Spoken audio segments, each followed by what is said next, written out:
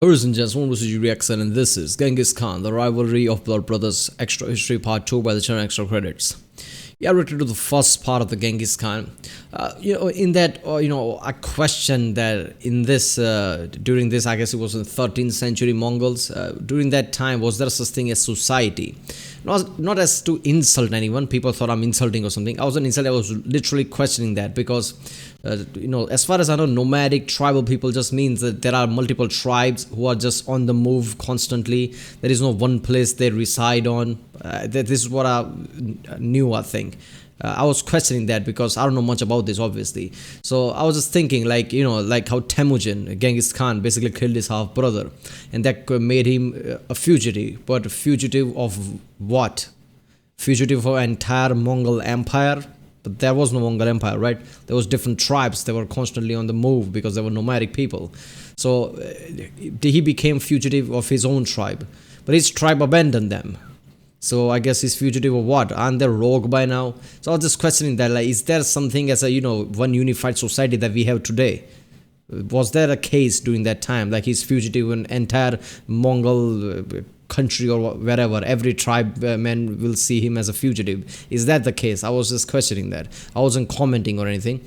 So, and also, I said that this feels really effed up based on what I was observing, because it felt like it was really strong men, bigger muscle mentality. Like an alpha male of your family dies, then your tribe just abandons you, like no principle, no nothing. Like, there is no place for emotions, I guess. Nobody to provide for you, I guess you can die now. That's what I saw, and I thought, that's really effed up. And also, some old man talks, objects to that. He gets spear to his chest. I just saw that and I felt like that's really caveman type of mentality. Somebody just commented like, yeah, you are seeing that as today's standard. It's not about standard. This is not about how in the 80s there were less black men in some TV show. This is not that. All right, doesn't matter if it's 13th century or 13th century BC. The point is, this kind of mentality is always effed up. I mean, it's inhumane. No place for emotions, no such thing as principle. I mean, alpha male dies, your family gets abandoned. An old man talks, he gets spear through his chest. If Temujin kills his half brother, he's a fugitive. But if somebody kills an old man just for speaking out, he's not a fugitive. This is why I question these things. I wasn't, commenting on the Mongol people of the time or anything. I know there are fucked up things happen all the places. But yeah, I was just seeing something and, commenting on that. That's it.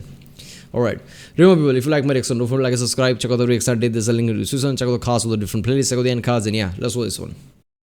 It's a quiet morning just before dawn. In Temujin's camp, the family sleeps peacefully, thinking their troubles are behind them. They are very wrong. Even now, 300 Merkit soldiers thunder towards them on horseback, eager for a fight.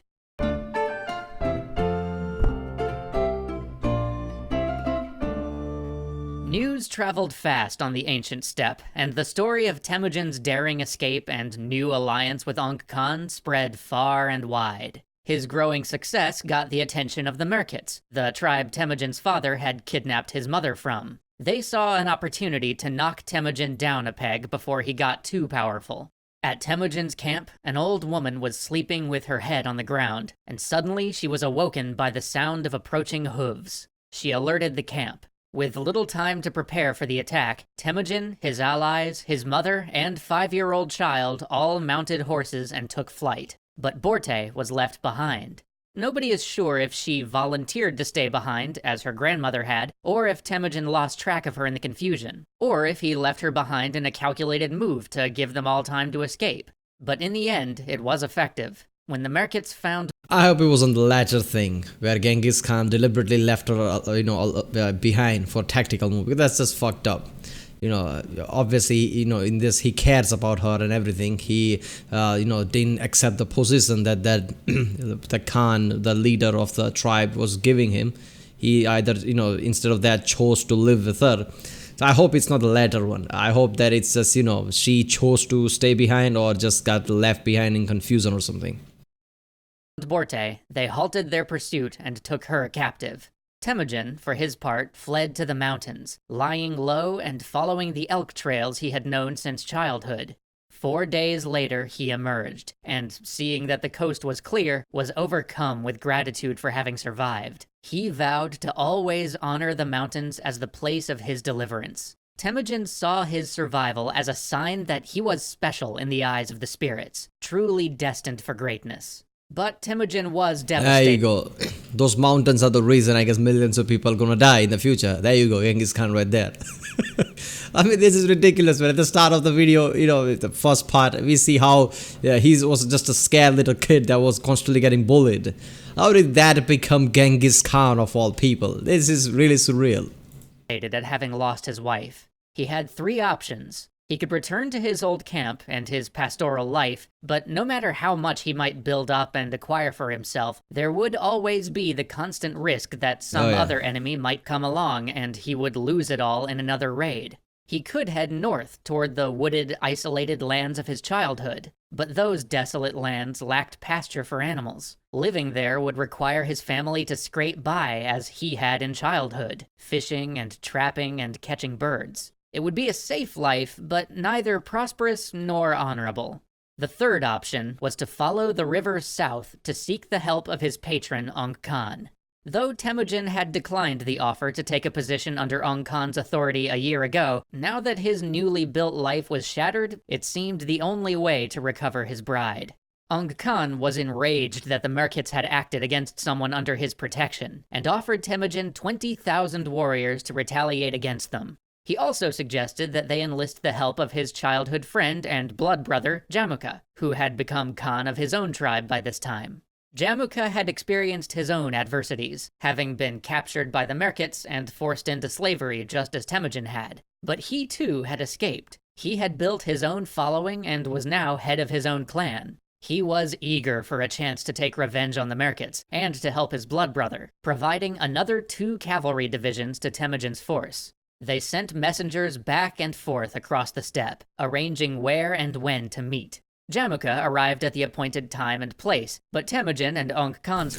So far what I'm learning is that, Temujin, Genghis Khan, basically all the, events that happened in his life, act of survival, made him and molded him into what he became, I guess. A warrior type person, because as a kid he was scared little kid, obviously. Then after all this time this happened. Now he, like he said, he could have just lived on from there, but it's not so easy to just live on constantly looking over your shoulder, so he had to do something, and obviously he chose to fight back. And also I thought he was a fugitive, right? Then I guess Ong Khan just decided to help him. So I guess he's not a fugitive now. This is weird. This is what I was talking about. Is there some, where was he fugitive? Was he fugitive to the only tribe that, abandoned him?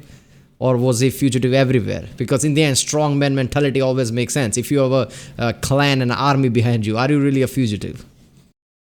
Forces took their time, meeting up along the way before proceeding to the rendezvous. When they finally arrived, Jamukha was livid. He had 6,000 men under his command, each with 2 or 3 spare horses. The army's 15,000-odd horses alone were grazing 5,000 acres of grass per day, to say nothing of the horses of the families already living in the valley. All of his soldiers were geared up for battle, sleeping in the rough, and eating through their limited food supplies, and increasingly anxious to get back to their families. And moreover, such an enormous force of men and horses were not exactly inconspicuous. Any wandering Merkit might have seen what was going down and galloped off to warn the others.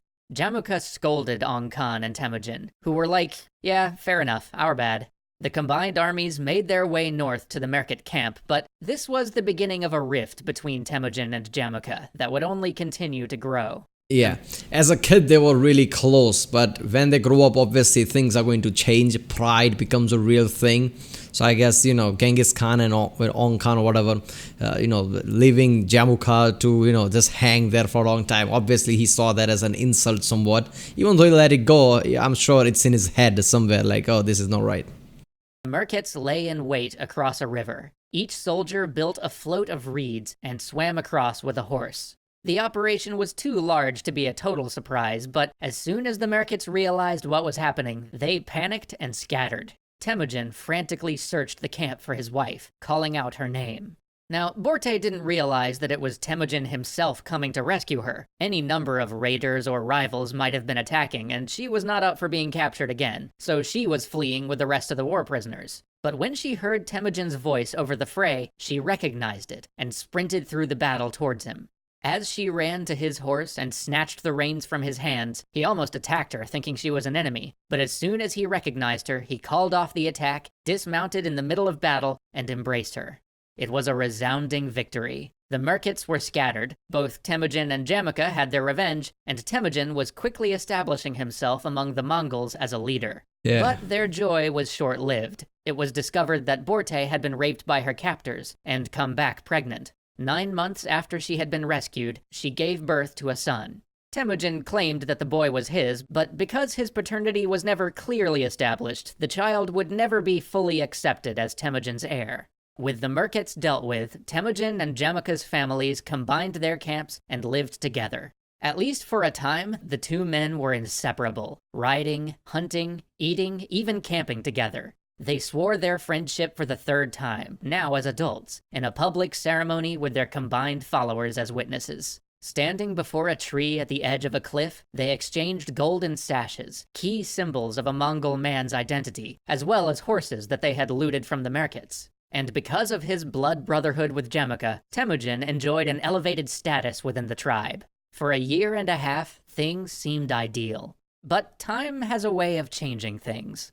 Both Temujin and Jamukha were powerful men with aspirations to unite and lead the Mongol tribes. Jamukha supported traditional Mongolian aristocracy, where Temujin believed in a meritocratic method, and as such attracted a broader range and lower class of followers. Jamukha came from a higher lineage than Temujin. Yeah, this is why I can already see why Genghis Khan become the main guy, not the other one. Because obviously the other guy decided that, more traditional way of noblemen and everything like that is way to go. While obviously Genghis Khan believe in, more of a, everybody has place and their character matters, I guess.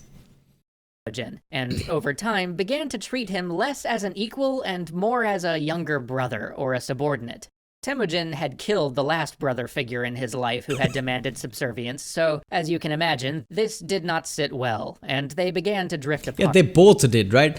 Yeah, they both did. He was with that too. So how does he not realize, like, okay, this is not the right way to treat him? Because last time somebody treated him like that, we had to kill him or something. One day, as the two men were riding together, Jamukha suggested that they split up their camps, that Temujin should take the goats and the sheep and camp by the river, while Jamukha took the horses and camped closer to the mountains. This was a power move. Horses were the wealth of the steppe. Alright, I'm gonna make some assumptions here. I think why Jamukha is doing all these things, because Temujin is seen by everybody by now as a more of a better leader. People are starting to praise him more and more, and I guess Jamukha start to become more insecure. Also because of his views, obviously, Temujin is gonna, bring lots and more people towards his side, lots of common people, if not the noblemen or things like that. So I guess Jamukha seeing how his popularity is rising and is starting to feel insecure. That's why he's doing all this thing.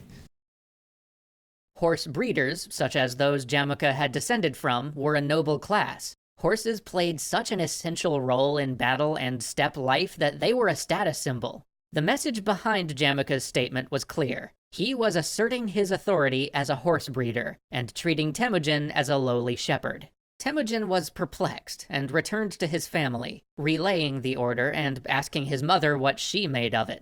Borte overheard this and interrupted. She was angry at this betrayal and didn't trust Jamukha any longer. She insisted that they break from the group and set out on their own, along with any of Jamukha's followers who wanted to join them. They fled that very evening, right? Why did they fled though? Aren't they, both have the equal amount of people, something? They combined their tribes, right? So it's not like that Jamukha has a bigger tribe or something, right? I mean, Temujin also has his own people and his own horses and things. They just combined that tribe. They could have easily just agreed on, okay, you know what? We're just gonna break off, I guess, from now on. I don't like what you're proposing, Jamukha. We're just gonna break off or something. Why did they have to sneak off at night? Does Jamukha has more power here? Riding through the night to gain as much distance as possible in case anyone decided to pursue. The following dawn, something strange happened. 3 brothers and their families, leading members of minor clans under Jamukha, caught up with them. Then more families from other clans caught up as well. In the end, many of Jamukha's followers chose to join Temujin. Now, they weren't the greatest of families. Jamukha still had the loyalty of the established leaders, but Temujin offered something that Jamukha could not: the prospect of advancement. At the age of 19, Temujin had taken his first great step on the road to leadership and power. The rift between Temujin and Jamukha would grow into 2 decades of warfare, as each young man rose in stature as leading Mongol warriors, accrued followers, and built up their bases of power. They would grow from sworn brothers to the bitterest of rivals, splitting the Mongols into a vicious I guess we know who's going to lose, right? civil war full of raids and killings. Their rift was not just personal, but also ideological. As the rightful heir to his position as Khan and coming from a noble lineage, Jamukha was fighting to maintain tradition and aristocracy. Temujin was a radical who cared more about the quality of his followers' character than their heredity. His following was a motley band of mixed class and origin. He had fought his way up from nothing, going from a ragged child hunting rats in the woods to a respected military leader. His following lacked... Yeah, but he became that leader because of that Khan, Ong Khan or whatever his name is, and that's because of his father, because his father was a good friend with him, right? Imagine if that Ong Khan was in his side or something, how he would have rose up. I mean, he wouldn't have all these people in his tribe if he wasn't from the support of Ong Khan or whatever. The legitimacy of Jamukha's noble background, but it was very appealing for those who wanted to find freedom and build a better life for themselves. The fight for the future of the steppe tribes had begun. Yeah. Damn, this is so far has been fun series. I was surprised at the first part hearing that, Genghis Khan from the start wasn't like that. He was somewhat weak and, a kid who was constantly getting bullied. I didn't know that was the case, but that's surprising to see that how that kid from there to became Genghis Khan, probably the deadliest man of all time. Who's that channel? I forgot. That the fallen, I think that's the no, I don't know which channel was that, but I saw the video where they compared all the war. I think it was that the fallen of World War II, that video from that same channel. I guess there's a video which talks about the different death tolls from different war, and how if you compare it with the population of the time, how Genghis Khan's death toll was really higher. So that's just surprising that how that kid became the Genghis Khan, probably the deadliest man of all time. Damn. Alright people, if you like my reaction, don't forget to like, subscribe, check out the reaction, there's a link in the description, check out the cards with the different plays, check out the end card, and yeah. Comment down if you want me to react to any other video, or if you have something to say about my reaction, I guess, and I'll see you next time.